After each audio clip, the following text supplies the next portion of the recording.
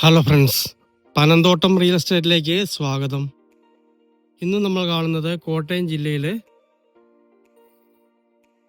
കുറവലങ്ങാടിനും മോനിപ്പള്ളിക്കും ഇടയ്ക്കായിട്ട് MC റോഡിൽ നിന്ന് 2.5 കിലോമീറ്ററോളം മാറി അടിപൊളി 7 ഏക്കർ സ്ഥലത്തിൻ്റെ വീഡിയോ ആണ്.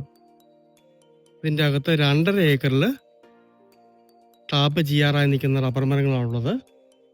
ഈ സ്ഥലത്തിന് നിലവിൽ 2 റോഡ് അവൈലബിൾ ആണ്. വലിയ റോഡും ഒന്ന് സാധാരണ പഞ്ചായത്ത് റോഡും, 2 സൈഡിൽ കൂടിയും 2 റോഡ് അവൈലബിൾ ആണ്.